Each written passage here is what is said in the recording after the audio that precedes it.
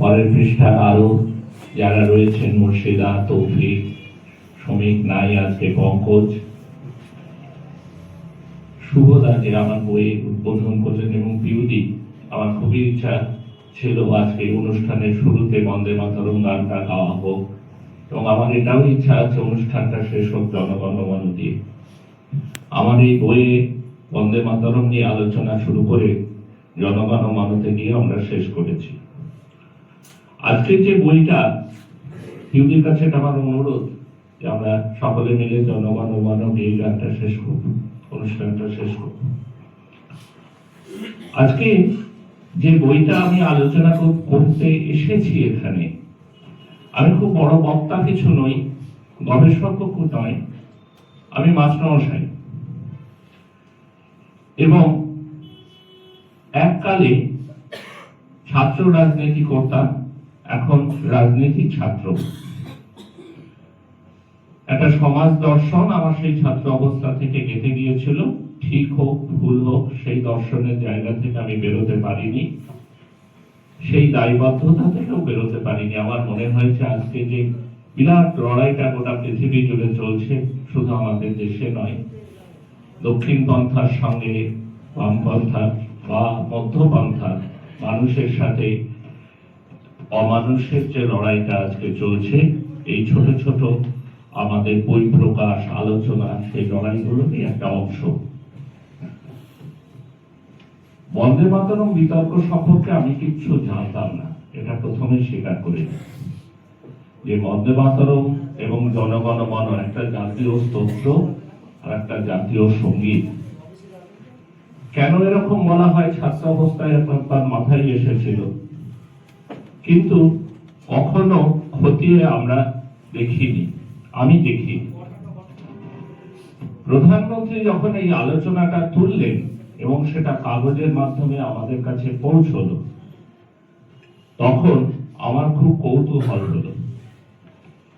এই কৌতূহলটা আমার বাড়লো যখন এর পরপর গণশক্তি কাগজে রিপোর্টিং হলো, গানটার ইতিহাস কিছুটা জানলাম, এবং আনন্দবাজার পত্রিকার সেমন্তী ঘোষ তার উত্তর সম্পাদকীয়তে একটা প্রবন্ধ লিখলেন, যেখানে রবীন্দ্রনাথ ঠাকুর এবং বুদ্ধদেব বসু, তৎকালীন তরুণ কবি, রবীন্দ্রনাথ তো বেঁচে নেই, বুদ্ধদেব বসু আজ আমাদের মধ্যে নেই, বন্দে মাতরম গান তার যে পুরোটা গাওয়া যাবে না, খানিকটা গাইতে হবে, একজন তখনকার তরুণ কবি এবং একজন প্রবীণ বিশ্বকবি, আমাদের সামাজিক অভিভাবক, তাদের মধ্যে কি বিতর্ক দানা বেঁধেছিল এই যখন সেমন্তী ঘোষের লেখায় পড়লাম, বিষয়টা তখন আমার কাছে খুব কৌতূহল ব্যঞ্জক হলো।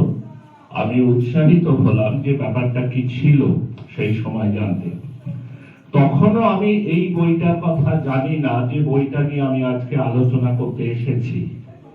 বন্দে মাতরম বলে যে একটি বই আছে, সব্যসাচী ভট্টাচার্য একসময় বিশ্বভারতীর ভাইস চ্যান্সেলর ছিলেন, বিখ্যাত ঐতিহাসিক, তিনি যে একটি বই লিখে গেছেন, সেই কথা তখনও আমার অজানা। এটা খুব বেশি দিন না, এটা নভেম্বর মাসের ঘটনা, আজকে আমি 25শে জানুয়ারি বলতে এসেছি। এইবার খুঁজি, আমি বই কিনি প্রচুর, কিন্তু বই আমার পড়া খুব একটা হয়ে ওঠে এরকম নয়, কাজের তাগিদে। আজকে আপনাদের সামনে যে বইগুলো সাজিয়ে রেখেছি, এগুলো সব আমার নিজের বই, এগুলো আমার বাড়িতেই ছিল। আমার মেয়ে কিছু বই পড়ে, তার তাগিদে কিছু কেনাকাটা হয়। তো যাই হোক, কৌতূহল যখন হলো, আমি আমার সংগ্রহ থেকে বই খুঁজে খুঁজে খুঁজে খুঁজে বার করে দেখতে থাকলাম কি ঘটেছিল সেই সময়টায়। পার্লামেন্টে আলোচনা হলো, প্রিয়াঙ্কা গান্ধী বক্তৃতা দিলেন, এবং পার্লামেন্টের আলোচনায় প্রথম আমার মনে হলো যে সরকার পক্ষ আলোচনাটা তুলল ঠিকই, কিন্তু বিরোধী পক্ষ সরকার পক্ষকে মাত করে গেল। প্রিয়াঙ্কা গান্ধী আলোচনা করতে গিয়ে বললেন যে বন্দে মাতরমের যে অংশটা আমরা জাতীয় সঙ্গীত হিসাবে গাই, সেই অংশটাই তো অরিজিনাল বন্দে মাতরমে ছিল। পরে আনন্দমঠ উপন্যাসের অংশ হিসাবে এটা যখন এলো, তখন বঙ্কিমচন্দ্র বাকি অংশটা উপন্যাসের অংশ হিসাবে যোগ করেছিলেন। এই বলে প্রিয়াঙ্কা গান্ধী সংসদে ভাষণ দিলেন। আমার কৌতূহল বাড়ল। পরে ফেসবুকে স্যার ইতিহাসের অধ্যাপক পরাগ সিংহ, সংস্কৃত কলেজের ইতিহাসের অধ্যাপক, তিনি একটি কলেজ ও বিশ্ববিদ্যালয়, সংস্কৃত কলেজ ও বিশ্ববিদ্যালয়ের ইতিহাসের অধ্যাপক, তিনি ফেসবুকে একটি পোস্ট করেন। সেইখানে আমি সরাসরি তার কাছে জানতে চাই, আচ্ছা প্রিয়াঙ্কা গান্ধী যে এরকম একটা ভাষণ দিলেন, এরকম একটা তথ্য দিলেন, কথাটা কি সত্যি? উনি বললেন হ্যাঁ, কথাটা সত্যি। তাই বললাম এর রেফারেন্স কি? উনি তখন এই প্রথম সব্যসাচী ভট্টাচার্যের বন্দে মাতরম বইটির কথা আমাকে জানালেন এবং আমি জানলাম। সেটা সম্ভবত ডিসেম্বরের প্রথম দিক। তারপর আমি অনলাইনে চেষ্টা করে এই বইটা আনাই এবং যতটা পেরেছি, ইংরেজি পড়ার ব্যাপারে একটা অনীহা ছিল, তার মধ্যেও কষ্ট করে করে কিছুটা পড়তে হলো। আমার শ্যালক বসে আছে সুমন, সে অনেক সাহায্য করেছে, আর আমার মেয়ে খুব খুশি হলো যে বাবা ইংরেজি পড়ছে দেখে। যাই হোক, তারপর আমার যেটা হলো, আমি শুধু এই বইটা পড়েছি এরকম নয়, এই যে বইগুলো সাজানো আছে এর মধ্যে এটার নাম হচ্ছে সমকালীন ভারতের সুভাষচন্দ্র। এটা শঙ্করী প্রসাদ বসুর লেখা বই, তার দ্বিতীয় খণ্ড। এটাতে এই বিতর্ক অনেক বিস্তারিত ভাবে রয়েছে। শঙ্করী প্রসাদ বসুর অবস্থান ছিল বন্দে মাতরমের অঙ্গচ্ছেদ না ঘটানো, যা সেই সময়কার বাংলাদেশে অধিকাংশ মানুষেরই মত ছিল, সংবাদপত্রের। রবীন্দ্রনাথ সুভাষচন্দ্র যে রাস্তায় হেঁটেছিলেন সেটা স্রোতের বিরুদ্ধে। শঙ্করী প্রসাদ বসুর এই বই পড়লে সেটা পরিষ্কার বোঝা যায়। ভারতে জাতীয়তা ও আন্তর্জাতিকতা এবং রবীন্দ্রনাথ, নেপাল মজুমদারের 6 খণ্ডের বই, এর 4র্থ খণ্ডে এই বিষয়ে আলোচনা রয়েছে। সেখানে রবীন্দ্রনাথের দৃষ্টিভঙ্গিটা ব্যাখ্যা করা রয়েছে।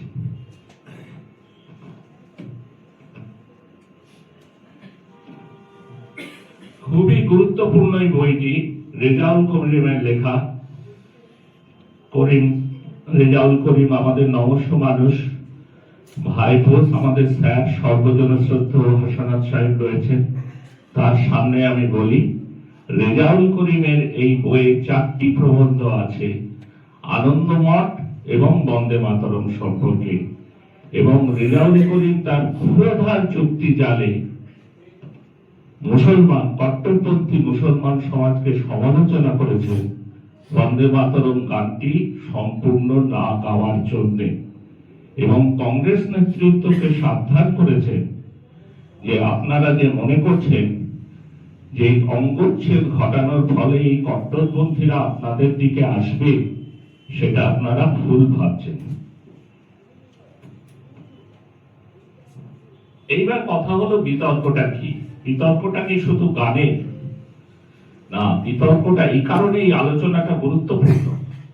এই যে বিতর্ক, যে কেউ গানটা গাইতে চায় এবং জোর করে অন্যরা গাক সেটা চাই, এবং আর এক পক্ষ যে গানটা গাইতে চায় না, এর পিছনে যে দর্শন, যে ভাবনাটা রয়েছে, এই দর্শন বা ভাবনাটা 19বিংশ শতাব্দীর ভারত থেকে শুরু করে আজ এই 21বিংশ শতাব্দীর ভারতেও চির বহবান এই ধারাটাকে আমাদের মেমারি একটু রিকল করা উচিত এবং নতুন প্রজন্মের জানা উচিত।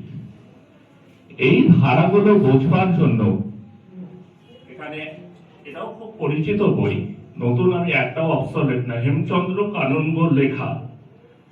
এখানে বইটির নাম বাংলায় বিপ্লব প্রচেষ্টা। বা 90-এর দশকে বিপান চন্দ্রের লেখা বিখ্যাত ঐতিহাসিক আধুনিক ভারত ও সাম্প্রদায়িকতাবাদ, খুব সাম্প্রতিক সময়ে আমিনুল ইসলামের লেখা একটি বই, ভারতীয় উপমহাদেশের রাজনীতি, দ্বিজাতি তত্ত্ব ও দেশ বিভাগ, সংঘ পরিবারের ভিতরের পরিচয়, সত্যজিৎ বন্দ্যোপাধ্যায়।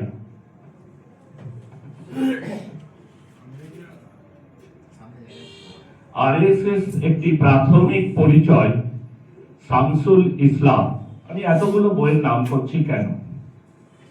আমি এতগুলো বইয়ের নাম করছি এই কারণের জন্য যে কোনো একটি বিষয়, কোনো একটি বই মানে সেই বই যে বিষয়কে কেন্দ্র করে লেখা হয়েছে তার যে নানা রকম ভাষ্য হতে পারে, তার যে নানা রকম ব্যাখ্যা হতে পারে, সেই বইটাকে পড়তে গেলে শুধু তোমার সবসময় সেই বইটাকেই অনুসরণ করতে হবে তার কোনো মানে নেই। তুমি এর পাশে অন্য বইগুলো পড়ো।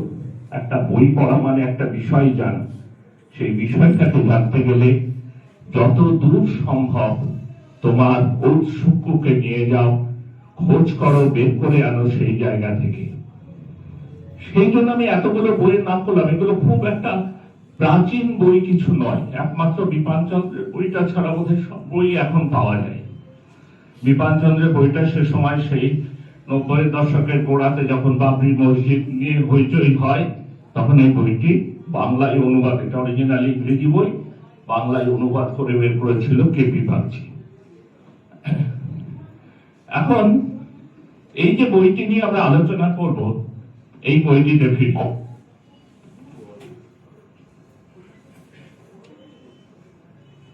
সব্যসাচী ভট্টাচার্য এই বইটি লেখার কথা ভেবেছিলেন 1894 সালে, এই 1994 সালে বঙ্কিমচন্দ্রের মৃত্যু শতবর্ষে তাকে নানান জায়গায় বঙ্কিমচন্দ্রের উপরে ভাষণ দিতে হয়েছিল।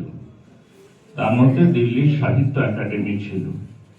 সেই বিভিন্ন জায়গায় ভাষণ দিতে গিয়ে উনি যে অভিজ্ঞতার সম্মুখীন হয়েছিলেন, বঙ্কিমচন্দ্রের লেখা সম্পর্কে যে দ্বন্দ্ব সমাজে রয়েছে তার যে সন্ধান পেয়েছিলেন, তার সারাংশার হচ্ছে এই বইটি। এই বইটির নাম বন্দে মাতরম, দি বায়োগ্রাফি অফ এ সং। আমি যে কথাটা বললাম এই কথাটা উনি প্রিফেসে বলেছেন। আমাকে এরপর বলতে হবে, দীর্ঘক্ষণ বলা ঠিকও নয়, সেজন্য আমি সবকিছু বই থেকে পড়ে পড়ে শোনাচ্ছি না। কোনো কোনো জায়গা বই আমাকে যেতে হবে, এই বইগুলোতেও যেতে হবে। তা উৎসটা আমরা জানলাম, যে বইটা লেখা হলো কেন। এই বইটা লেখার কথা সব্যসাচী বাবুর মনে হলো যে বঙ্কিমচন্দ্রের লেখাপত্র, ভাবনা চিন্তা ঘিরে যে বিতর্ক ভারতবর্ষের বুকে এখনো বহমান, এবং সরকারের দৈনিক কাজকর্ম, বিভিন্ন ধর্মীয় প্রতিষ্ঠানের দৈনিক ক্রিয়া প্রতিক্রিয়ায় সেই দ্বন্দ্ব যে ধরা পড়ে অত্যন্ত দৃষ্টিকটু ভাবে, এটাও তাকে এই বই লেখার কাজে এগিয়ে দিচ্ছিল। এটা বায়োগ্রাফি। সাধারণত আমরা বায়োগ্রাফি একটা মানুষের যখন পড়ি তখন আমরা কি পড়ি, যে তার জন্ম কবে, সেখান থেকে সে বড় হলো, তারপর সে কি কাজকর্ম করলো, সমাজে তার কি মূল্যায়ন হলো, ভালো মন্দ, এইভাবে লেখাটা শেষ করা বায়োগ্রাফি একটা প্রচলিত ধারণা। এই গানের যে বায়োগ্রাফি, আপনি বলেনি এইরকম ভাবে কোন গানের বায়োগ্রাফি আর পৃথিবীতে লেখা হয়েছে কিনা আমার জানা নাই। এটা যারা লেখাপড়া করে বেশি তারা বলতে পারবে। এখন এই বায়োগ্রাফি লিখতে গিয়ে উনি চ্যাপ্টার ভাগ করছেন কি করে রাখেন। প্রথম চ্যাপ্টার, এই বইয়ের প্রথম চ্যাপ্টার হচ্ছে কমিউনাল ওয়ার ক্রাই। মানে বইটা শুরুই হচ্ছে বিতর্ককে দেখে। গানটা কখন লেখা হয়েছিল সেটা কোথায় আছে? চতুর্থ অধ্যায়ে, শেষ অধ্যায়ে, চ্যাপ্টার 2, ন্যাশনাল অ্যান্থেম হিসাবে গানটাকে নেওয়া হবে কি হবে না এই নিয়ে আলোচনা, যার মধ্যে অবভিয়াসলি এই কমলার যে চিন্তা ভাবনা বা অ্যাক্টিভিটি বা ক্রিয়া প্রতিক্রিয়া সক্রিয় নিষ্ক্রিয় সেটা রয়েছে। থার্ড, বন্দে মাতরম স্লোগান অবভিয়াসলি একই ভাবনা চিন্তায় পরিপুষ্ট। এবং ফোর্থে গিয়ে উনি বলছেন পোয়েমের কথা, অর্থাৎ গানটা কবে লেখা হয়েছিল, কে কি রাগ দিয়েছিলেন, কে সুর দিয়েছিলেন, ইত্যাদি ইত্যাদি। অর্থাৎ এই বইটা লেখার কাজেও তিনি কিন্তু প্রচলিত ভাবনা থেকে এগোননি। উনি প্রথমে বিতর্ককে তুলে এনেছেন, সেই বিতর্ককে আলোচনা করেছেন, ফেলে আলোচনা করেছেন, ঐতিহাসিক তথ্য দিয়ে আলোচনা করেছেন, এবং সেই তথ্য কোনো ডিসিশন নেই, এটা একটা অমীমাংসিত বিতর্ক যা আজও চলছে। এর বইয়ের একটা রিভাইজড এডিশন বেরোয়, সেখানে উনি আফটার থট বলে একটা চ্যাপ্টার যোগ করেন। এই আফটার থটে উনি গানটার কিছু কিছু বৈশিষ্ট্য এবং ভারতীয় শিল্পকলা ইত্যাদি অবশ্যই আলোচনা করেছেন, কিন্তু আফটার থটের প্রথম অংশটাও সেই বর্তমান মানে একবিংশ শতাব্দীর ভারতেও এই বিতর্ক কিভাবে বহমান সেটাই তুলে ধরা হয়েছে। এই বিতর্কটাকে আমাকে বুঝতে হবে, গানটাকে ভালোবাসলেও বুঝতে হবে, গানটাকে রিজেক্ট করলেও বুঝতে হবে, এবং গানটা 150 বছর ধরে এত বড় একটা দেশের এত মানুষের মনে এত প্রভাব ফেলেছে কেন সেটাও বুঝতে হবে। তা আমরা খুব ইন্টারেস্টিং এটা যে এই বিতর্ককে বুঝতে গেলে যে অনির্বাণ 7টার সময় পালিয়ে যাবে বলেছে, তো 7টার সময় ও ফেরত যাতে ও যাতে বঞ্চিত না হয় সেজন্য আমি প্রথমেই চ্যাপ্টার 1-এ যেভাবে লেখা শুরু করেছেন এই সব্যসাচী বাবু, আমি সেইটা পড়ে শোনাচ্ছি। গোটা আলোচনা সারাৎসার এইখানে। বন্দে মাতরম সৃষ্টি হলো, উন্মাদনা তৈরি করলো, এবং সেটা আলটিমেটলি বিতর্কের কেন্দ্রে চলে গেল। প্রথমেই বলে দিচ্ছেন উনি গান্ধীকে কোট করছেন। 1915 মহাত্মা গান্ধী ফেরত এসছেন সাউথ আফ্রিকা থেকে, তখনও মহাত্মা নামে পরিচিত হননি। মাদ্রাজে একটা সভায় বক্তৃতা দিচ্ছেন, সেখানে বন্দে মাতরম গীত হচ্ছে সভাতে। উনি বক্তৃতা দিতে উঠে বলছেন, "You have sung that beautiful national song, on hearing which all of us sprang to our feet. The poet has lavished all the adjectives we possibly could to describe Mother India. It is for you and me to make good claim that the poet has advanced on behalf of his motherland." আমি আমার মতো লোকদের সুবিধা হবে বলে একটু বাংলায় বলে দিই। আপনারা আজকের এই সভায় যে সুন্দর জাতীয় সঙ্গীতটি গাইলেন, সেই সঙ্গীতটি মুহূর্তের মধ্যেই আমাদেরকে তাজা করে তুললো, দাঁড় করিয়ে দিল আমাদের পায়ের ওপরে। গানটিতে কবি ভারত মাতাকে, একজন মাকে যা যা বলা যায় সেই সব রকম উপাধিতে ভূষিত করা হয়েছে। কবি গানের মধ্যে দেশমাতৃকা সম্পর্কে যে বর্ণনা রেখেছেন তা পূরণের ভার আপনাকে আমাকে নিতে হবে। এই হচ্ছে 1915 সালে গান্ধীজির বক্তৃতা। এই গান্ধীজি এসে 40-এর দশকে কি বলছেন শোনেন। পরপর একই সঙ্গে লেখা আছে, পাতা উল্টানোর কোনো প্রয়োজন নেই। That was no religious cry, বন্দে মাতরম সম্পর্কে বলতে গিয়ে বলছেন। It was a purely political cry. It should never be a chant to insult or offend the Muslims. The change came about largely because by the 1940s, the slogan and the song did offend many Muslims.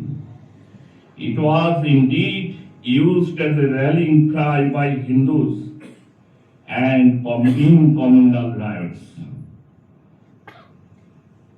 In fact, the slogan had been transformed in the intervening years into a communal war cry, the cry of Allahu Akbar, to which Hindus had objected.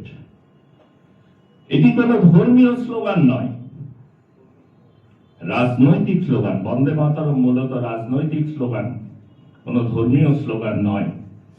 মুসলমানদের আঘাত করতে গিয়ে এই slogan ব্যবহার করা যাবে না।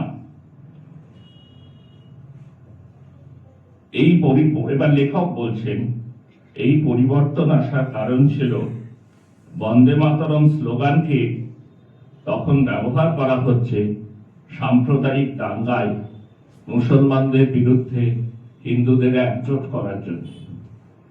দুটো ওয়ার প্রায়, হিন্দুদের পক্ষে বন্দে মাতরম, মুসলিমদের পক্ষে আল্লাহু আকবার।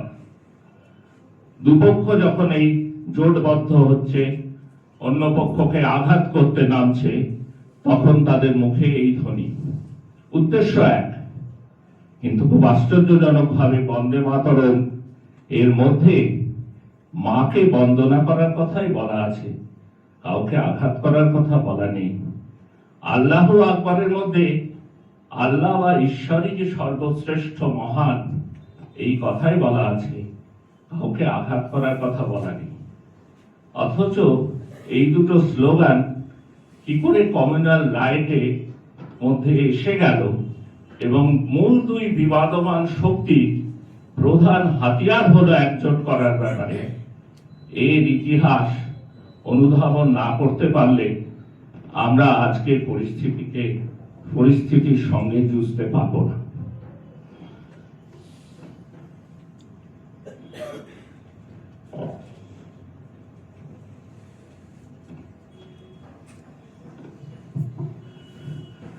প্রথম থেকে আলোচনাটা একটু উচ্চ গ্রামে বাঁধা হলো, এবার একটু হালকা জায়গায় আসি। সাধারণত গতকালও একটি ছেলে আমার বাড়িতে এসেছিল, ছেলে বলবো না, একজন মাস্টার মশাই। আমাদের মুর্শিদাবাদ জেলার মানুষদের বন্দে মাতরম নিয়ে একটু বিশেষ আগ্রহ আছে, কারণ অনেক গবেষক মনে করেন যে মুর্শিদাবাদের কোন জায়গায় বেশি মতটা লাল গোলায় বন্দে মাতরমে গানটি এখানে বসে লেখা হয়েছে। অন্য জায়গার দাবিও আছে, হুগলি আছে, চুচুড়া আছে। এই প্রশ্নে সে অর্থে কোনো মীমাংসা হয়েছে কিনা এটা আমার চেয়ে প্রকাশ ভালো বলতে পারবে। ওর মুর্শিদাবাদ সম্পর্কে এবং এসব বিষয়ে পড়াশোনা আমার থেকে অনেক বেশি। আমার এই বইটা লেখার পিছনে এই তথ্য জানার কোনো আগ্রহ ছিল না, কোনো নেই। বিতর্কটা যেখানে এসে দাঁড়ালো সেই জায়গাটা, বন্দে মাতরম লেখা হলো কবে সঠিক সাল জানা যায় না, যদিও বলা হচ্ছে এটা 150 বছর পূর্তি হচ্ছে। মানে আমি যদি 150 বছর পিছিয়ে যাই তাহলে এটা 1875 সাল এই ধরতে হবে। ঐতিহাসিক সব্যসাচী ভট্টাচার্য তার ঐতিহাসিকের ভূমিকা পালন করতে গিয়ে বলেছেন 1872 থেকে 1875 মধ্যে কোন সময় গানটি লেখা হয়েছিল। কিসের ভিত্তিতে বলছেন? উনি বলেছিলেন, এই বইতে লিখেছেন, 1871 সালে ব্রিটিশ ভারতে প্রথম জনগণনা হয়, পরে সেটা আরো গুছিয়ে হয় রিপনের আমলে, আমরা জানি 1880 সালে। সেই জনগণনায় 1871 যে জনগণনা, সেখানে বৃহত্তর বাংলা, মানে আজকের বাংলা, বিহার, আজকের বাংলা বলতে পশ্চিমবঙ্গ এবং বাংলাদেশ, বিহার, উড়িষ্যা, আসাম, এইসব নিয়ে যে বৃহত্তর বাংলা, তার জনসংখ্যা নির্ধারিত হয়েছিল প্রায় 7 কোটি, 6 কোটি 70 লক্ষ। এই গানে, আমাদের বন্দে মাতরম গানে যে 7 কোটি কণ্ঠের কথা বলা হয়েছে, সব্যসাচী বাবুর ধারণা এটা ওই সেন্সাস অনুযায়ী বলা হয়েছে। যেহেতু সেন্সাসের রিপোর্টটা 1871 সালে প্রকাশিত হয়েছিল, তাই ওনার ধারণা এর আগে গানটি লেখা হয়নি। এবং 1875 কে উনি ফ্রেম করলেন কি করে? উনি বললেন, আমাদের ঋষি অরবিন্দ 1907 সালে কোন একটি বক্তৃতা সভায় বলেছিলেন যে বন্দে মাতরম গানটি আজ থেকে 32 বছর আগে লেখা হয়েছে। তো উনি ওইভাবে পিছিয়ে এলেন এবং 1875 সালটি পেলেন। সুতরাং 1800 ধারণা নিশ্চিত করে না বললেও 1872 থেকে 1875 সালের মধ্যে কোনো একটা সময় এটা লেখা হয়েছিল, গান হিসাবে নয়, কবিতা হিসাবে। এবং আমরা সবাই হয়তো জানি যে এটা প্রথম আলোর মুখ দেখে 1882 সালে, যখন পুস্তক আকারে আনন্দমঠ বইটি প্রকাশিত হচ্ছে। এইখানে সেই প্রিয়ঙ্কা গান্ধীর কথাটা লুকিয়ে আছে, যে 1875 সালে যেটুকু কবিতা লেখা হয়েছিল, মনে রাখতে হবে 1882 সালেও সেটাকে আমরা কবিতা হিসাবেই ধরতে পারি, কারণ তখনও তাতে সুরারোপণ করে সেটাকে গানে পরিণত করা হয়নি। সেই 1875 সালে কবিতাটি কি 1882 আনন্দমঠে প্রকাশিত হয়েছিল? সব্যসাচী বাবু কিন্তু তা বলছেন না, আমি ওনার বই থেকে পড়ে শোনাচ্ছি।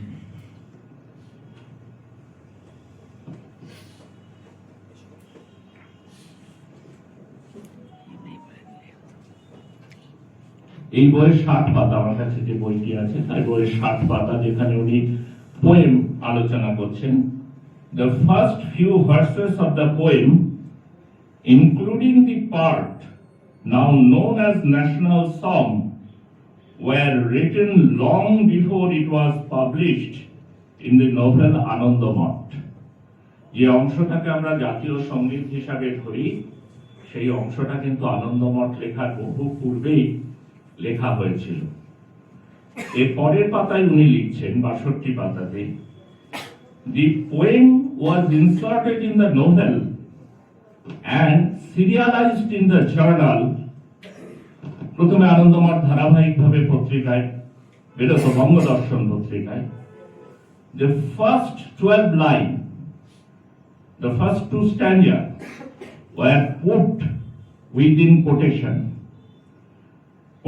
mark. The rest of the poem was printed without quotation mark. অর্থাৎ প্রথম দুটো স্ট্যাঞ্জা কোটেশনের মধ্যে ছিল, উদ্ধৃতি চিহ্নের মধ্যে, বাকি অংশটা কোটেশনের বাইরে ছিল। এটা কেন, উনি তার ব্যাখ্যা দিচ্ছেন। It has been rightly inferred that the author wanted to separate the first 2 stanzas which he had written earlier, around 1875, from the part written later, line 13 to 27. The later part was put outside quotation mark. The later part was written probably in 1881, bearing in mind the context of Anandamot. অর্থাৎ আনন্দমঠ এই উপন্যাসে যে context, যে লেখা, যে ভাবনা, তার সাথে সাযুজ্য রেখে পরের অংশটা সংযোজিত হয়েছে, এটাই ঐতিহাসিক সব্যসাচী ভট্টাচার্য তার বইয়ে লিখেছে। এখন বিতর্ক ওই লাইনগুলোকে নিয়ে। আপনারা জানেন যে সামগ্রিকভাবে বন্দে মাতরম আমরা এখনো গাই, বিউটি গাইলে প্রথম 2 স্ট্যাঞ্জা, যে আজকে ন্যাশনাল সং, বাদ গেছে পরের লাইনগুলো, কারণ সেগুলো নিয়ে ভীষণভাবে বিতর্ক আমাদের সমাজে দানা বেঁধেছে। আনন্দমঠ উপন্যাসের আলোচনার বিস্তারিত ভাবে আমি যাব না, তত সময় নেই, কিন্তু এই উপন্যাসটাও খুব একটা বিতর্কিত উপন্যাস, যদিও রেজাউল করিম তা মনে করেন না। রেজাউল করিম কিন্তু এই উপন্যাসে মুসলিম বিরোধিতাকে খুব স্ট্রংলি ডিনাই করেন তার প্রবন্ধে। কিন্তু সামগ্রিকভাবে যে ধারণা আমাদের প্রগতিশীল মহলেও কিছুটা আছে, মুসলিম মহলেও কিছুটা আছে, যে আনন্দমঠ উপন্যাস যতটা না ব্রিটিশ বিরোধী, তার চেয়ে বহুল অংশে এই উপন্যাস মুসলমান বিরোধী। সেই বিতর্ক থাকবে, সেই বিতর্ক নিয়ে আমরা আলোচনাকে এগিয়ে নিয়ে যাব। এখন আমাদের দেশ ভাগ হলো দ্বিজাতি তত্ত্বের ভিত্তিতে, আমরা চাই বা না চাই। এই দ্বিজাতি তত্ত্ব যে শুধু মুসলমানদের দিক থেকে এসেছিল এমন নয়, এটা আরএসএস এর যে সাভাকার তিনি লিখছেন, খুব স্ট্রংলি লিখছেন বক্তৃতা করতে গিয়ে বলছেন, 38 সালে বলছেন, আসুন সাহস ভরে অপ্রিয় সত্যের সম্মুখীন হই আমরা। ভারতকে আজ একটি একীভূত ও সমপ্রকৃতি বিশিষ্ট দেশ বলে ধরে নেওয়া যায় না, বরঞ্চ এখানে মূলত দুটি পৃথক জাতি আছে, হিন্দু ও মুসলমান। এটা সাভারকারের বক্তৃতা 38 সালে। 40 সালে আপনারা জানেন মুসলিম লীগ সিদ্ধান্ত হচ্ছে যে দেশ ভাগ করতে হবে, পাকিস্তান আমাদের চাই, যুক্তি সেই একই দ্বিজাতি তত্ত্ব। কেন এই বিভাজন? দীর্ঘকালীন এই বিভাজন যা দেশভাগের মধ্যে দিয়ে তো শেষ হয়নি, আজও চলছে সমাজের বুকে। প্রতিদিন প্রতি মুহূর্তে আমাদের 5টা কথার মাঝে এই কথাটা উঠে আসছে। কেন? বন্দে মাতরম বই তার লেখক তারা একটা ব্যাখ্যা দেওয়ার চেষ্টা করেছেন, এটা অ্যাকসেপ্টেড হতেও পারে, নাও হতে পারে। আসলে হিন্দু মুসলমানের মধ্যে যে বিভেদ, তার ধর্মীয় চাদরে ঢাকা থাকলেও তফাৎ অনেক দিক দিয়েই ছিল। শিক্ষার তফাৎ, কর্মসংস্থানের তফাৎ, সামাজিক মর্যাদার তফাৎ, অর্থনৈতিক অবস্থানের তফাৎ, সামাজিক মেলামেশা ভাব বিনিময়ের তফাৎ। এই তফাৎগুলি ছিল হিন্দু মুসলমান একত্রিত হওয়ার পথে প্রধান বাধা। অষ্টাদশ শতকের শেষ থেকে 19বিংশ শতকে আমাদের দেশে ইংরেজি শিক্ষার যে বিকাশ ঘটেছিল প্রণত বাংলাদেশে, এবং তার মধ্যে দিয়ে যে যুক্তিবাদের প্রসার ঘটেছিল, তাকে অনেকে নবজাগরণ বলে থাকেন, কিন্তু এই নবজাগরণ ছিল বহুলাংশে সীমাবদ্ধ। এখানে কোনো শিল্প বিপ্লব হয়নি। অর্থনীতির চোরা স্রোত সামন্ততন্ত্রের গলিঘুচিতে আটকে থেকে গেছে। উপরন্তু 19বিংশ শতাব্দীর দ্বিতীয়ার্ধে মাথাচাড়া দিয়েছে ধর্মীয় পুনরুত্থানবাদ। সর্বজন মান্য বিবেকানন্দ বা রামকৃষ্ণ দেবের যে অবস্থান আজকে সমাজে, তা কিন্তু এই সময়। এবং এই ধর্মীয় পুনরুত্থানবাদ নতুন কথা নয়। ইউরোপের রেনেসাঁসের সময় আমরা দেখেছিলাম, সেখানেও মার্টিন লুথার কিং ইত্যাদির নেতৃত্বে ধর্মীয় সংস্কারের কাজ হয়েছিল। ফলে আমাদের জাতীয়তাবাদী চিন্তা ভাবনার সঙ্গে ধর্মীয় ভাবনা জড়িত থেকে গেছে। কিভাবে ধর্মীয় ভাবনা কিভাবে জড়িত থেকে গেল? আমি একটু মুজাফফর আহমেদকে কোট করি। মুজাফফর আহমেদের বইটি আমি বের করলাম না, ওনার জীবনী। মুজাফফর আহমেদ আপনারা জানেন একটা প্রধান বামপন্থী দলের একদম গোড়া সৃষ্টি যারা করেছিলেন, তৈরি করেছিলেন, তাদের একজন।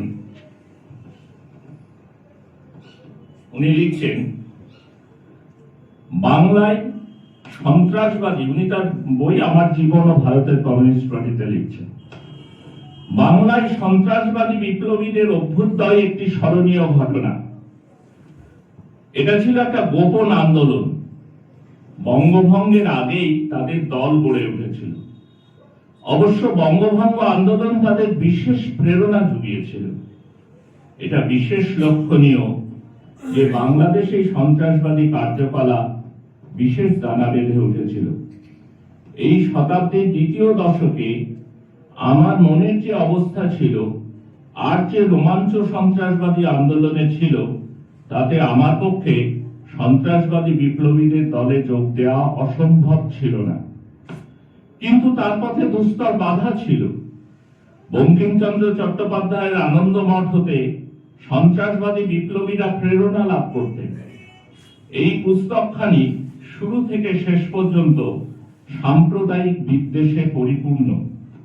এর মূল ছিল বঙ্কিমচন্দ্রের বন্দে মাতরম গান। ঠিক হোক বা ভুল, মানুক বা না মানুন, একটা সুস্থ বিতর্ক করতে গেলে এই দৃষ্টিভঙ্গিগুলো আমাদের নজরে রাখা দরকার।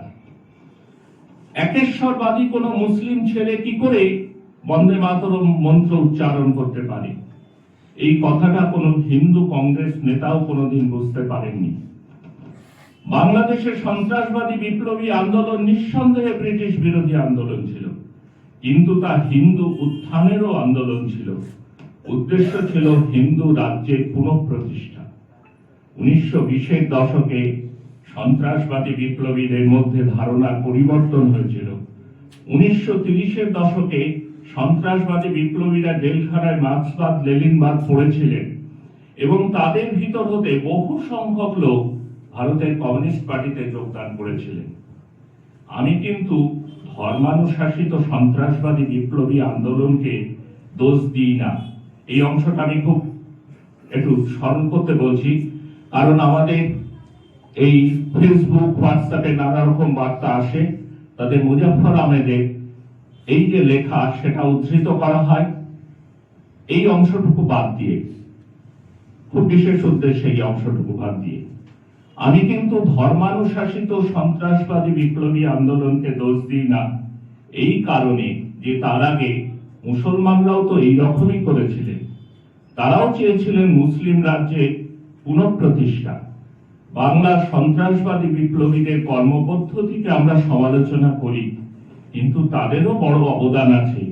সেই অবদানকে ও তাদের বলিদানকে কে না শ্রদ্ধা করে।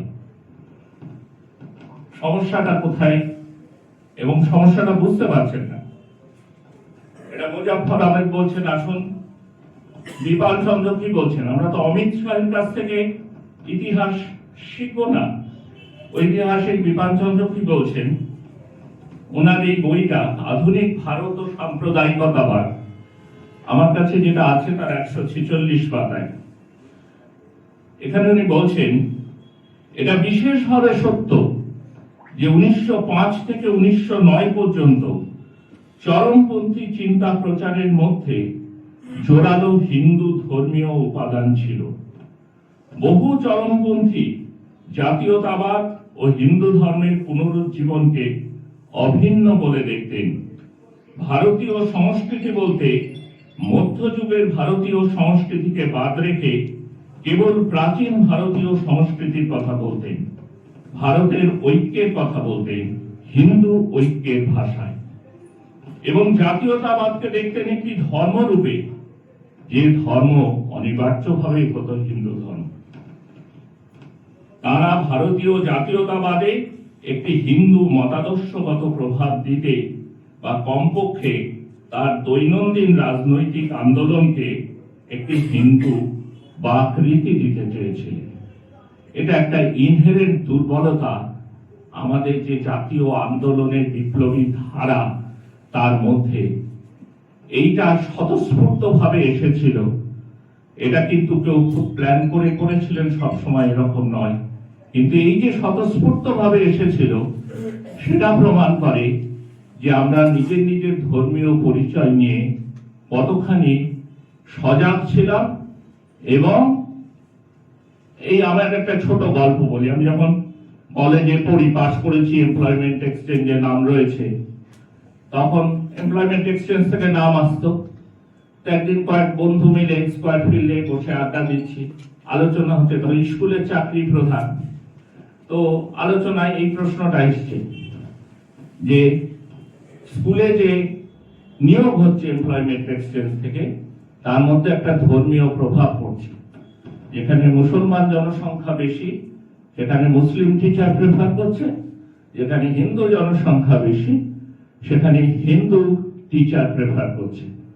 তা আমি বলেছি যে হিন্দু মানে আমরা ভাষা বলছিলাম এম কমিউনাল আর এইচ কমিউনাল। তা আমি প্রথমে বুঝতে একটু সময় লেগে, তারপর বললাম এম কমিউনালটা তো বুঝলাম, তো এইচ কমিউনালটা কি? বললো তোর নাম কি? দেবজ্যোতি। তুই বুঝতে পারবি না, ওটা বুঝতে গেলে তোকে আমাদের নাম নিতে হবে।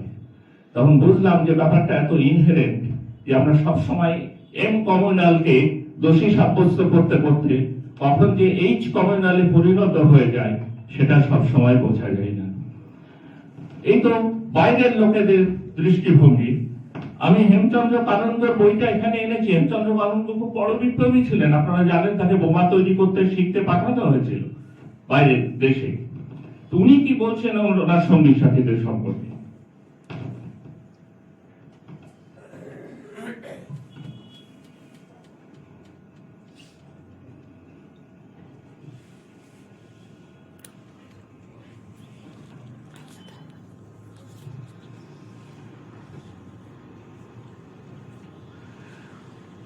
ধর্মকে স্বদেশ উদ্ধারের একমাত্র পন্থা বলে গ্রহণ করলে যে দুটি ঘোর সমস্যা ইংরেজের কবল থেকে ভারত উদ্ধারের পথে হিমাচল সদৃশ্য অলঙ্ঘনীয় অন্তরায় না হয়ে যায় না, সে দুটি ক বাবু এবং অন্য নেতাদের চিন্তার বিষয়ভূত হয়নি। উনি ওনার গ্রন্থে এইভাবে লিখেছেন।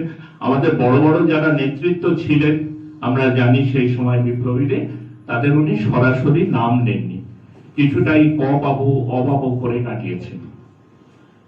একথা জোর দিয়ে বলতে না পারলেও এর গুরুত্ব যে তারা উপলব্ধি করতে পারেননি এ কথা নিঃসন্দেহে বলা যায়। প্রথম হিন্দু মুসলমানের সমস্যা, দ্বিতীয় অভিজাত ইতর অর্থাৎ হিন্দুর উচ্চ এবং নিচ জাত সমস্যা। যে শুভদা এখানে বইয়ের উদ্বোধন করতে এসে বলে গেল যে ভারত হিন্দু ভারত নয়, হিন্দু উচ্চ বর্ণের ভারত, নিম্ন বর্ণের স্থান সেখানে অনেক তলায়। উনি বলছেন, এবার একটা গল্প বলছেন, ধর্মের মধ্যে দিয়ে স্বদেশ উদ্ধার চেষ্টা শুরু হওয়ার পর একদিন গুপ্ত সমিতির এক মজলিসে হিন্দু মুসলমান সমস্যা সম্বন্ধে প্রশ্নের উত্তরে ৩-৪ জন বড় বড় নেতারা যে সকল মত প্রকাশ করেছিলেন সেসব কথা এখানে উল্লেখ করা সমীচীন হবে না। তবে এই সমস্যা সমাধানে যত প্রকার মতলব খুঁজে বার করার চেষ্টা হয়েছিল তার মধ্যে যেটা অপেক্ষাকৃত সঙ্গত ও সহজ বলে তখন গৃহীত হয়েছিল সেটা হচ্ছে এই যে মুসলমানগণ যদি এই বিপ্লবে যোগ দেয় তবে ভালো, দেশ স্বাধীন হলে তাদের সাহায্যের পরিমাণ অনুযায়ী অধিকার তাদের দেওয়া যাবে, আর যদি তারা তা না পারে তাহাদিগকে শত্রু অর্থাৎ ইংরেজের শামিল বলে গণ্য করা হবে। এই প্রকার সমাধানের কল্পনাও যে নিতান্ত চিন্তাহীনতার পরিচায়ক তা বলা বাহুল্য, কারণ এই রকম চাপ বরং মুসলমানগণ করলেও করতে পারত। একজন সন্ত্রাসবাদী বিপ্লবী আন্দোলনের সঙ্গে সক্রিয়ভাবে যুক্ত মানুষ, তিনি তার বই বাংলায় বিপ্লব প্রচেষ্টাতে এই কথা লিখছেন। এবার সমস্যাটা কোথায় দেখেন, ধরেন বন্দে মাতরম গান রবীন্দ্রনাথ সুর দিলেন, গাইলেন, আরো অনেকে কেউ কেউ গেয়েছে, নানান লেখাতে আপনারা অনেক পরিচয় পাবেন, কোনটা সত্য কোনটা মিথ্যা বাছাই করাও ভুল। আমি সব চাল কাপড় আলাদা করতে পারিনি, সব শুদ্ধ একসঙ্গে করে আমার বইয়ের মধ্যে রেখে দিয়েছি, কিন্তু সেটা খুব গুরুত্বপূর্ণ নয়। কে সুর দিলেন, কবে কে গাইলেন, কোন অধিবেশন ছিল, এগুলো খুব গুরুত্বপূর্ণ নয় আমার কাছে। বন্দে মাতরম গান বিখ্যাত হলো দুটো জায়গা থেকে। এক নম্বর হচ্ছে বঙ্গভঙ্গ হলো, বঙ্গভঙ্গের সময় রবীন্দ্রনাথ আপনারা জানেন রাখি বন্ধন উৎসবে এই গানটিকে কলকাতার রাস্তায় রাস্তায় রাখি পরিয়ে বেরিয়েছিলেন, এবং তখন বন্দে মাতরম সম্প্রদায় তৈরি হয়েছিল, যে সম্প্রদায়ের সহসভাপতি ছিলেন রবীন্দ্রনাথ। কেবল একদিন নয়, অনেক দিন, বহুদিন এই সম্প্রদায়ের মানুষরা বন্দে মাতরম গান গিয়ে কলকাতার রাস্তায় বেড়াতে, এবং তার থেকে যেটা বেরিয়ে এলো নির্যাস, সেটা হচ্ছে বন্দে মাতরম স্লোগান। মনে রাখবেন সব্যসাচী ভট্টাচার্য তার বইয়ের একটা অধ্যায়ে এই স্লোগান নিয়ে আলোচনা করেছেন, এবং এই স্লোগান যে কত মারাত্মক সেটা মহাত্মা গান্ধীর কথা থেকে আমরা দেখতে পেয়েছি। এই স্লোগান কিন্তু জনপ্রিয় হলো এই 1905 সালে বঙ্গভঙ্গ আন্দোলন থেকে। অজস্র মানুষ ইংরেজ সরকারের অত্যাচার সহ্য করেছেন। আমি একটা মাত্র ইনস্ট্যান্ট এখানে দিয়েছি, এই ইনস্ট্যান্ট আমি সংগ্রহ করেছি সমকালীন ভারতের সুভাষচন্দ্র বলে এই বইটার থেকে, যে সেখানে এক তরুণ বালক চিত্তরঞ্জন বরিশালে প্রাদেশিক কংগ্রেস কমিটি সম্মেলন, প্রশাসন সম্মেলন করতে দিয়েছে এই শর্তে যে বন্দে মাতরম গান গীত হবে না, বন্দে মাতরম স্লোগান দেওয়া যাবে না। সেখানকার যারা অর্গানাইজার তারা সেটা মেনে নিয়েছেন। সম্মেলন হচ্ছে, তখন যারা প্রতিনিধি সেই সম্মেলনে তারা বলছেন এই সম্মেলনে কেন স্লোগান দেওয়া যাবে না, আমরা স্লোগান দেব, আমরা আগামী দিন এই স্লোগান দিতে দিতে আমরা সম্মেলন স্থলে উপস্থিত হব। তো সেই তখন সুরেন ব্যানার্জি, জীবিত সুরেন্দ্রনাথ বন্দ্যোপাধ্যায় আপনারা জানেন, তাকে প্রথমেই পুলিশ গ্রেফতার করে তুলে নিয়ে যায় একটি বালক চিত্তরঞ্জন, সে বাবার সঙ্গে ওই সম্মেলনে যোগ দিতে এসেছিল। এই বালক যে কথা কটা তার বলেছিলেন, যেটা আমি এখন উদ্ধৃত করতে যাচ্ছি, এটা বিস্তারিত আকারে সমকালীন ভারতের সুভাষচন্দ্র বইতে শঙ্করী প্রসাদ বাবু লিখেছে, যে কি উন্মাদনা সৃষ্টি করেছিল। তার বাবা বলেছে, চিত্তরঞ্জন বালক 16 বছরে, তাকে বলেছে তুই বন্দে মাতরম স্লোগান দিবি শেষ পর্যন্ত যতক্ষণ প্রাণ আছে। এই চিত্তরঞ্জন যখন 1937 সালে বন্দে মাতরমের অঙ্গচ্ছেদ ঘটানো হচ্ছে, তখন ব্যথিত হৃদয়ে এসে উনি এই স্টেটমেন্ট দিচ্ছেন, এই স্মৃতি উচ্চারণ করছেন। I first shouted Bande Mataram. I was quite ready to shot dead by the Gurkhas. বন্দুক নিয়ে পুলিশ দাঁড়িয়ে আছে, সে জানে যে কোনো মুহূর্তে গুলি চালানো হতে পারে।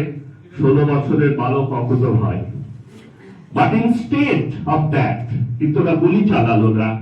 Lathis after lathis began to fall on my body, seemed to be blessing of my motherland. লাঠির পর লাঠির বাড়ি আমার শরীরে পড়তে থাকলো, আমার শরীর রক্তাক্ত হয়ে গেল। আমি সেটাকে আমার মাতৃভূমির আশীর্বাদ স্বরূপ বলে ধরলাম। কি 16 বছরের বালক। তারপর কি হলো? Though my body was flooded with blood, and though a part of the pond in which I was thrown became red with blood, তাকে পুকুরে ছুঁড়ে ফেলে দেওয়া হয়েছিল, যে পুকুরের জল সত্যি করেই রক্তে লাল হয়ে গিয়েছিল। তবুও সে বন্দে মাতরম স্লোগান তার মুখ থেকে বেরোনো বন্ধ হয়।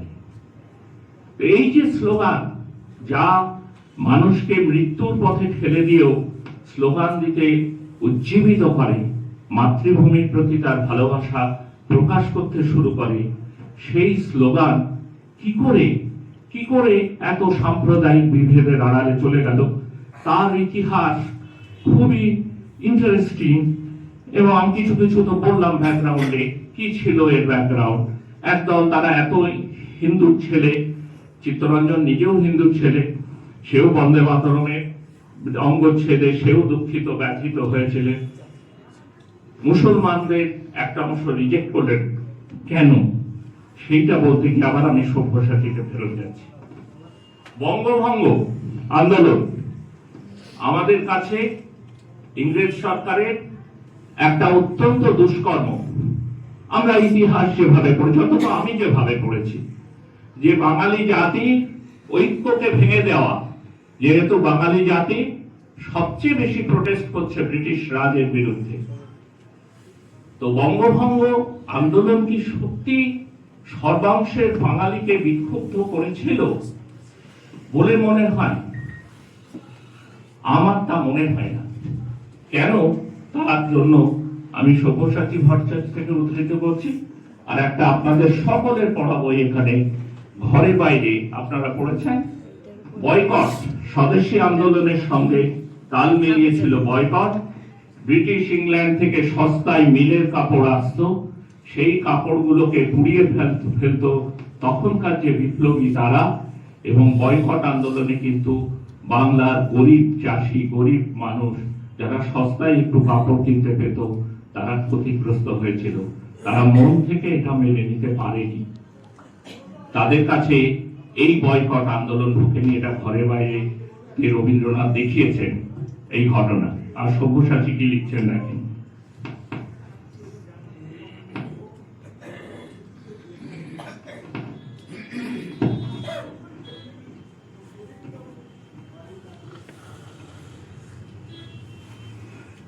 বাইশ পাতায় বলছেন, the limited appeal of the Swadeshi ideas among the Muslims in the first decade of the century has been explained partly in terms of anti-Hindu revivalism already at work in Bengali Muslim rural society. অর্থাৎ বাঙালি যে গ্রামীণ জনগণ, তাদের মধ্যে স্বদেশীর এই ভাবনাটা হিন্দু পুনরুত্থানবাদে একটা আশঙ্কা তাদের মনে তৈরি করছে। As well as the pro-partition attitude of the educated Muslim, মনে রাখবেন pro-partition attitude, এটা 1905 এর পার্টিশন, যে পার্টিশনের বিরুদ্ধে, যে পার্টিশনকে বন্ধ করার জন্য 6 বছর ধরে বাঙালি লড়েছে, সেই বাঙালির একটা অংশ, যাদের কথা আমরা হয়তো সেভাবে ইতিহাসে পড়িনি, সব্যসাচী লিখছেন, as well as pro-partition, যারা পার্টিশন সমর্থন করছে, attitude of the educated Muslims on account of declared policy of the East Bengal government to prefer Mohammedans to Hindus in government service. মানে শিক্ষিত মুসলমান, সেই যুগে যে কজন শিক্ষিত মুসলমান হয়েছেন তারা চাকরি বাকরি পাবে, একথা আগের একবার মননের বক্তৃতাতে আমরা আলোচনা করেছি।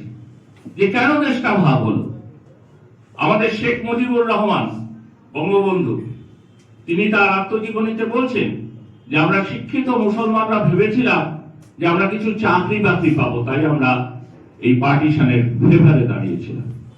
সেম ফেভার, সেম জিনিস। এবং মনে রাখবেন, এই সময় কিন্তু মুসলিম লীগ প্রতিষ্ঠা হয়েছে, ফলে মুসলিম সাম্প্রদায়িকতাবাদ সে আস্তে আস্তে তার বীজ বপন হয়েছে এবং ইংরেজ সরকার তাতে জল ঢালছে, সার দিচ্ছে। আর 1925 সালে প্রতিষ্ঠিত হবে হিন্দু সাম্প্রদায়িকতাবাদী সংগঠন আরএসএস এর মুখে দাঁড়িয়ে। In the first 2 decades of 20th century, we have occasional reports of Muslim opposition to Bande Mataram. অল্প হলেও প্রথম থেকে, যেহেতু স্বদেশী যারা বঙ্গভঙ্গের বিরোধী এবং বঙ্গভঙ্গ কোথাও গিয়ে আমার আর্থিক সুবিধা করতে পারে এই ধারণার বশবর্তী, অর্থাৎ দুটো সমাজ, একটা সমাজ মনে করছে বঙ্গভঙ্গ করে ব্রিটিশ রাজ আমাদের ঐক্য ভেঙে দিচ্ছে, আর তারই একটা পোর্শন মনে করছে এই বঙ্গভঙ্গ থাকলে আমাদের মানে আর্থিক দিক থেকে বেঁচে থাকার একটা সুবিধা হবে। আর বয়কটের কথা তো আমি বললাম। অনেক পরে আমি আমার ছাত্র অবস্থায় অশোক মিত্র বলে একজন ছিলেন, আমাদের বয়স্ক মানুষরা সবাই জানে, দুজন অশোক মিত্র, একজন আইসিএস অশোক মিত্র, একজন হচ্ছেন অর্থনীতিবিদ অশোক মিত্র, যিনি বামফ্রন্ট সরকারের মন্ত্রীও হয়েছিলেন। তিনি একটা প্রবন্ধ লিখেছিলেন, যদি বঙ্গভঙ্গ রোধ না হতো তাহলে কি হতে পারত, মুসলিম সমাজের কি। অশোক মিত্রকে ছাড়ুন, আপনি চিত্তরঞ্জন দাসের কথা ভাবুন। অত বড় একটা বাঙালি নেতা, তার বেঙ্গল যে প্যাক্ট, উনি বললেন যতদিন না হিন্দু মুসলমান চাকরির জায়গায় সমান সমান জায়গাবে ততদিন পর্যন্ত মুসলিমরা প্রেফারেন্স পাবে। এই যে সমাজ সৃষ্টি, এই যে সমাজ ভাবনা, এই ভাবনা সকলের মধ্যে চালিত হয়নি। সমাজে এই বিভাজন ছিল, তাই বন্দে মাতরম স্লোগান একজনের কাছে যেমন উৎসাহিত করেছে মানুষকে, আর একজন মানুষকে ভীত করেছে যে ওই মানুষগুলো আমার হয়তো যা করছে তাতে আমার স্বার্থ ক্ষতিগ্রস্ত হবে, ওদের মুখে বন্দে মাতরম, আমি বন্দে মাতরমকে ঘৃণা করব। কিন্তু চেহারা এরকম ঠিক ছিল না। আমি তো রেজাউল করিমের কথা বারবার বলেছি, আমার বইয়ে দীর্ঘ উদ্ধৃতি দিয়েছে, এখানে স্যার জানেন বঙ্কিমচন্দ্র মুসলমান সমাজ অনেকে পড়েছে, একদম বিতর্কের ভাষায় উনি ফালা করে দিয়েছেন এই ভাবনাকে। সব মুসলমান এরম ছিল তা তো নয়, কিন্তু দারিদ্র, অসাম্য, বৈষম্য মুসলমানদের এই পথে ঠেলে দেওয়ার একটা জায়গা তৈরি করেছে। এইটা আমাদের মেনে নিতে হবে, সেটা আমাদের হিন্দু নেতারা আমরা বুঝতে পারিনি। আর ব্রিটিশ গভর্নমেন্ট বা বোঝার মতো দূরদৃষ্টিও আমাদের ছিল না, কারণ আমরা নিজেরাও খানিকটা হয়তো সেই দোষে দুষ্ট হয়ে পড়েছিলাম। আর ব্রিটিশ গভর্নমেন্ট তারা সার জল সব জুটিয়ে গেছে, ফলে যেটা হঠাৎ ঘটেছে। এই ব্যাকগ্রাউন্ডটাকে রেখে এর মধ্যে কিন্তু খিলাফত আন্দোলন হয়েছে। আমি রেজাউল করিমকে একটু উদ্ধৃত করি, এটা প্রয়োজন, জানি না এখানে রেজাউল করিম কজন পড়েছেন, আমার বইয়ে লেখা আছে, কিন্তু এখান থেকে আমি উদ্ধৃত করি, যেখানে আমি টুকেছি আর কি। প্রবন্ধটার নাম হচ্ছে বন্দে মাতরমে আপত্তি কেন। ওখানে উনি লিখছেন, বন্দে মাতরমের বিরুদ্ধে এই যে নতুন ফতোয়া জারি হলো, ইহা কিন্তু ইসলাম ধর্মে অভিজ্ঞ ও কোরআন বিশেষজ্ঞ আলেম ফাজেলদের ফতোয়া নয়। এই ফতোয়া জারি হলো কতকগুলো রাজনৈতিক ভাবগান্বেষী, কোট প্যান্ট পরিহিত সাহেবিয়ানা ঢঙের ব্যারিস্টার ও সেই শ্রেণীর লোকের দ্বারা, যারা জীবনে কোনোদিন মসজিদের প্রাঙ্গণেও চরণ ধুলি দেওয়ার অবসর পাননি। ইসলামের সহিত সাক্ষাৎ ও পরোক্ষভাবে যাহাদের কোনো সম্বন্ধ নাই, সেই সব ব্যক্তি আজ বন্দে মাতরমের বিরুদ্ধে আন্দোলন করছে। ইসলাম কিসে নষ্ট হয় আর কিসে রক্ষা হয় এসব বিষয়ে আলোচনা করার একচেটিয়া অধিকার মিস্টার চিন্না বা নাজিমউদ্দিন স্যারের নেই। আমি একটু কেটে কেটে বলি। খিলাফতের যুগে মৌলানা আকরম খাঁ, আপনারা জানেন অসহযোগ আন্দোলন এবং খিলাফত আন্দোলন, যারা ইতিহাসের ছাত্র তারা জানে, অনেক দূর পর্যন্ত একসাথে হাত ধরাধরি করে চলেছিল। বোধহয় হিন্দু মুসলমান ঐক্যের সেই গ্লোরি আর কোনোদিন আমাদের স্বাধীনতা আন্দোলনে ফেরত আসেনি। খিলাফতের যুগে মৌলানা আকরম খাঁ যখন মুসলমানকে কংগ্রেসে যোগ দিতে বলিয়াছিলেন, তখন তিনি কোরআন হাদিসকে ভিত্তি করিয়া সেই রূপ কথা বলিয়াছিলেন। সে যুগে যখন বন্দে মাতরম গীত হইত, বন্দে মাতরম ধ্বনিতে আকাশ বাতাস বিদীর্ণ হইত, তখন তিনি কোরআন হাদিসে তার বিরুদ্ধে কোনো প্রমাণ পান নাই। 1906 থেকে 1911 সালের স্বদেশী যুগেও তিনি বন্দে মাতরম সঙ্গীতের ভক্ত ছিলেন। এই গান, সুতরাং আমাদের প্রশ্ন, এই গান ইসলামের বিরোধী হলে খিলাফতের যুগে মৌলানা আজাদ, মৌলানা মোহাম্মদ আলী, শওকত আলী, জাফর আলী, হযরত মোসানি প্রমুখ নেতাগণ তখন কেন ইহার বিরুদ্ধে আপত্তি তোলেন নাই? যেসব সভায় এই গান গীত হইত অথবা বন্দে মাতরম শব্দ ধ্বনিত হইত, সেসব সভায় তারা উপস্থিত হইতেন, বক্তৃতা দিতেন এবং বিনা প্রতিবাদে উক্ত সঙ্গীতের সম্মানে দণ্ডায়মান হয়েছে। তারপর বহু যুগ পর্যন্ত এই গান দেশের বিভিন্ন সভায় গীত হইয়া আসিতেছে, কই কেহ তো ইহা প্রতিবাদ করেন নাই। তাহলে 1937 সালে হঠাৎ কি এমন ঘটনা ঘটিল যার জন্য বন্দে মাতরম ইসলাম বিরোধী হইয়া উঠিল? বন্দে মাতরমের নামে ইসলামের খ্রিস্টীয় কলা সব নষ্ট হইতে বসিল। উদ্দেশ্য কি? উনি বলছেন, যদি সাধারণ মুসলমান কংগ্রেসের সমাজতান্ত্রিক আদর্শে বিশ্বাসী হইয়া কংগ্রেসপন্থী হইয়া পড়ে, তাহা হইলে তো লীগের মৃত্যু অনিবার্য। এইসব সঙ্গীন অবস্থা হইতে উদ্ধার পাইবার উপায় আবিষ্কৃত হইল বন্দে মাতরমের বিরুদ্ধে আন্দোলন সৃষ্টি করা, আর তাহাতে হাতে হাতে ফলও পাওয়া গেল। মুসলমান সমাজ লীগপন্থীদের প্রচারণায় পড়িয়া রাজনৈতিক সমস্যা, অর্থনৈতিক সমস্যা সবই ভুলিয়া গেল।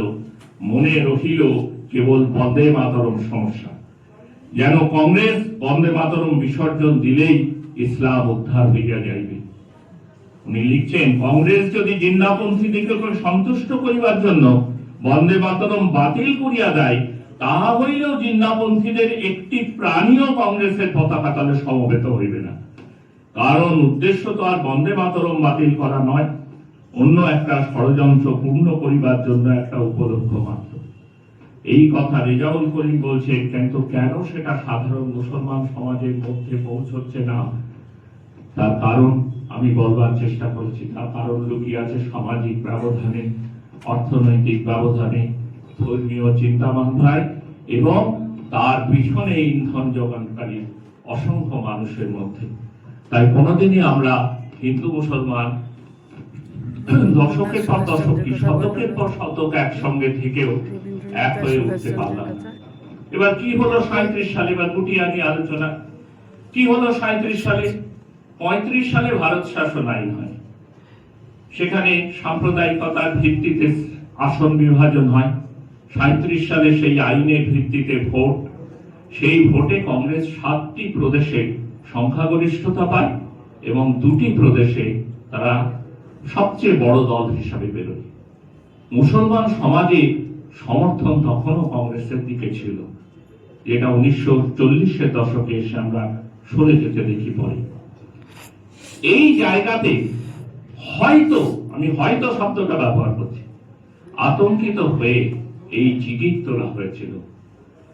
শুধু বন্দে মাতরম নয়, রবীন্দ্রনাথ আক্রান্ত হয়েছিলেন। কলকাতা বিশ্ববিদ্যালয়ে প্রতীক চিহ্নতে কেন হিন্দু শ্রী থাকবে, পদ্ম থাকবে, এ নিয়ে বিস্তর বিতর্ক হয়ে গেল। বন্দে মাতরম গান, তাকে জাতীয় সঙ্গীত তো বটেই, তাকে গাওয়া যাবে না কোনো মতে, কোনো মুসলমান গাইবে না, এই নিয়ে আন্দোলন শুরু হলো, আনন্দমঠ পুড়িয়ে দেওয়া হলো কলকাতার রাস্তায়। আনন্দমঠেও রেজাউল করিম দুটি প্রবন্ধ লিখেছেন এখানে। এই যখন পরিস্থিতি, তখন কংগ্রেস ওয়ার্কিং কমিটি 1937 সালে তার অধিবেশন ছিল কলকাতায়। সেই অধিবেশনে এই যে দেশের মধ্যে একটা আনরেস্ট, পারস্পরিক বিশ্বাসহীনতার অভাব, এই জায়গাগুলো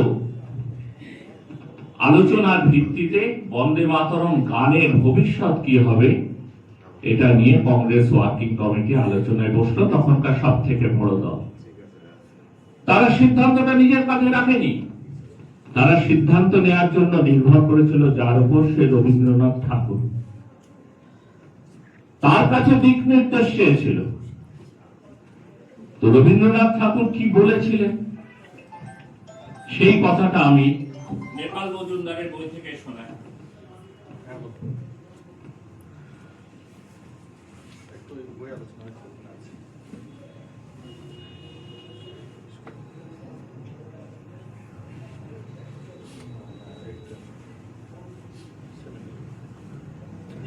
উনি সুভাষচন্দ্র বসুকে চিঠিতে লিখছেন, সুহৃদয়, বন্দে মাতরম গানের কেন্দ্রস্থলে আছে দুর্গা স্তব।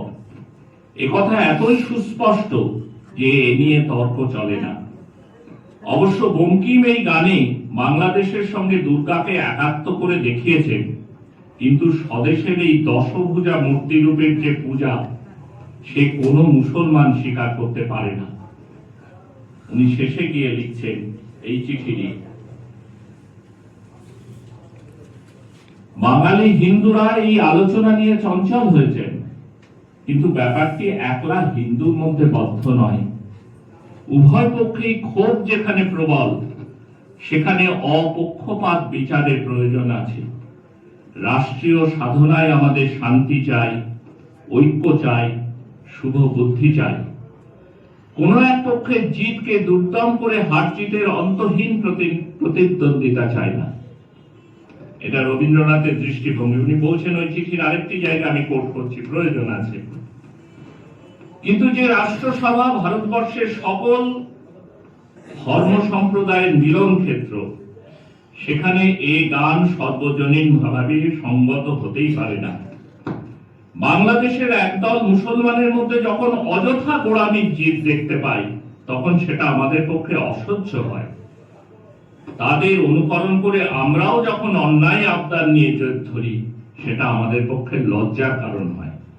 বস্তুত এটা আমাদের পরাজয়। এই সুভাষ বোসকে রবীন্দ্রনাথ ঠাকুর লিখছেন এবং স্পষ্টভাবে উনি ওয়ার্কিং কমিটিকে জানাচ্ছেন যে বন্দে মাতরমের প্রথম দুই স্তবক, যাকে খুব সহজেই বাকি গানটার থেকে পৃথক করে নেওয়া যেতে পারে এবং সকলেই সে গান গাইতে পারে, তার মধ্যে দেশমাতৃকা ছাড়া আর কোনো কিছু ভাবনার কোনো প্রশ্নই নেই, এইটাকে গাওয়া যেতে পারে। এবং এই সিদ্ধান্ত ওয়ার্কিং কমিটিতে গৃহীত হচ্ছে, কিন্তু প্রবল বিতর্কের মধ্যে দিয়ে, মানে ওয়ার্কিং কমিটির বিতর্ক না, মনে রাখবেন সেই ওয়ার্কিং কমিটিতে জওহরলাল নেহরু আছেন, মৌলানা আবুল কালাম আজাদ আছেন, সর্দার বল্লভভাই প্যাটেল আছেন, নেতাজি সুভাষচন্দ্র বসু আছেন। এত মানুষজন তারা রবীন্দ্রনাথের এই পরামর্শটাকে গ্রহণ করছে এবং বন্দে মাতরম গানের প্রথম দুটো লাইনকে সিলেক্ট করে, প্রথম দুটো স্ট্যান্জাকে সিলেক্ট করে একটা উভয় পক্ষের মধ্যে একটা সামঞ্জস্য বিধানের চেষ্টা করা হচ্ছে। যদিও আমরা দেখবো পরে, অনেকটা বলে ফেললাম আমি, যে এই সামঞ্জস্য থাকেনি, আজও নেই, স্বাধীনতার এতদিন পরেও নেই। সুভাষচন্দ্রকে জিজ্ঞাসা করা হয়েছিল যে কেন বন্দে মাতরম নয়, সমগ্র বন্দে মাতরম নয়। তাতে সুভাষচন্দ্র বলেছিলেন, আমার মনে হয় এটা খুব যথাযথ উক্তি উনি বিবেচনা করেছিলেন, যে গান সমগ্র জাতি সমগ্র মন প্রাণ দিয়ে গাইতে না পারবে, সেই গান জাতীয় সঙ্গীত না হয় শ্রেয়। যে কোনো কারণে হোক আমি দৌড় করে আমার মতটা অন্যের ওপর চাপিয়ে দিতে পারি না, যতদিন না অন্যরাও আগ্রহের সঙ্গে, আনন্দের সঙ্গে সেটা অ্যাকসেপ্ট করতে পারে। এইটা ছিল সুভাষচন্দ্র বসুর মত, এবং এটা আমার মনে হয়েছে অ্যাজ এ পলিটিশিয়ান এবং এই দেশের একজন বিরাট দূরদৃষ্টি সম্পন্ন মানুষ হিসাবে উনি সঠিক সিদ্ধান্তে পৌঁছেছিলেন, নাহলে এটা বিভাজনের আর একটা দরজা হয়তো খুলে দিত। আমি কেন বলছি এই বিতর্ক আজও শেষ হয়নি? আমি সাম্প্রতিক সময়ে এই সব্যসাচী বাবুর বই থেকে একদম সাম্প্রতিক সময়ে কিছু ঘটনা উল্লেখ করছি। 2007 সালে অর্জুন সিং তখন মানব সম্পদ উন্নয়ন মন্ত্রকের দায়িত্বে। যারা আমার বয়সী এবং আমার চেয়ে বড় সবাই আছেন তারা জানেন যে কেন্দ্রীয় সরকার রাজীব গান্ধী এসে শিক্ষা দপ্তর তুলে দিয়ে সেটার নাম করেছিলেন মানব সম্পদ উন্নয়ন দপ্তর। তার মন্ত্রী অর্জুন সিং হঠাৎ বললেন যে বন্দে মাতরম গানের 100 বছর পূর্ণ হচ্ছে। কি ভিত্তিতে বললেন তার কোনো ব্যাখ্যা নেই। যে 2007 কি ভিত্তিতে বন্দে মাতরম গানের 100 বছর, লেখারও নয় গাওয়ারও নয়। এই গান সব স্কুলে গাইতে হবে। খেয়াল করে দেখুন, এটা 2007 সালে বলছেন, স্বাধীনতা পার হয়ে গেছে তার 60 বছর পরে। সব স্কুলে গাইতে হবে, বাধ্যতামূলক ভাবে গাইতে হবে। তখন প্রোটেস্ট করছে দেশবাসী, মুসলমান সমাজ প্রোটেস্ট করছে, মুসলমান ছাত্র সমাজের প্রতিনিধিরা দেখা করছেন কেন্দ্রীয় সরকারের সঙ্গে।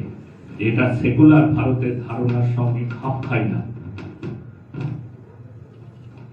এখানে সব্যসাচী বাবু বলছেন কি তফাৎ দেখুন আপনারা। 1938 সাল হায়দ্রাবাদের ওসমানিয়া ইউনিভার্সিটি, যেখানে মূলত মুসলমান ছাত্ররাই পড়াশোনা করে, ওসমানিয়া ইউনিভার্সিটি কর্তৃপক্ষ বলছেন যে বন্দে মাতরম সঙ্গীত এই ক্যাম্পাসের মধ্যে গাওয়া যাবে না। ছাত্ররা প্রোটেস্ট করছে, মুসলমান ছাত্ররা বলছে আমরা গাইব। সেই জায়গা থেকে 38 সাল থেকে আজকে এই 21 শতাব্দীর প্রথম দশকে মুসলমান ছাত্র প্রতিনিধিরা বলছে আমাদের সেকুলার ভাবনায় আঘাত। তাহলে আমাদের ভাবনা চিন্তা এগোচ্ছে না পিছচ্ছে না কোথায় যাচ্ছে? উনি উদ্ধৃত করছেন, in Varanasi, a group of burqa-clad Muslim women of the Muslim Mohila Front denounced the fatwa জারি হয়েছে মুসলমান সমাজের বিভিন্ন ধর্মীয় সংগঠনের পক্ষে যে বন্দে মাতরম গান গাওয়া যাবে না। এই সবই স্বাধীনতার পরে, অর্থাৎ 21 শতাব্দীর কথা বলছি। বোরখা পরে মুসলিম মহিলারা বলছেন denounce the ফতোয়াকে নিন্দে করছেন and joined a বন্দে মাতরম। মাযহাব কি নেই, joined a meeting sing বন্দে মাতরম, এবং বলছেন এটা মাযহাব কা নেই, দেশ কা মামলা है। এটা আমাদের সমাজের ধর্মের ব্যাপার না, এটা দেশের ব্যাপার। আমরা বন্দে মাতরম গান করব।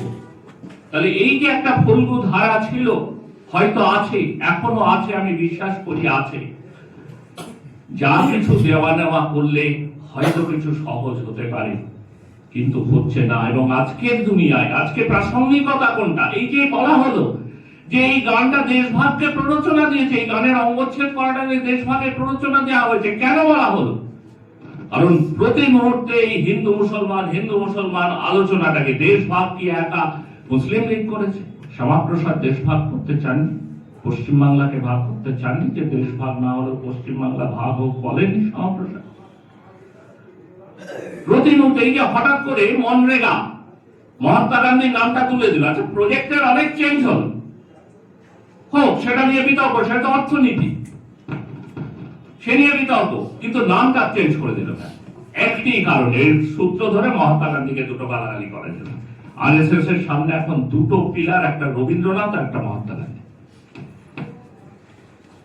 রবীন্দ্রনাথ যে গান লিখতে পেরেছে, কবিতা লিখতে পারে, চিত্ত যেথা ভয় শূন্য উচ্চ যেথা শীত, জ্ঞান যেথা মুক্ত যেথা গৃহের প্রাচীর, আপন প্রাঙ্গণ তলে দিবস সরকরি, বসুধরে রাখে না এই খণ্ড ক্ষুদ্র করি।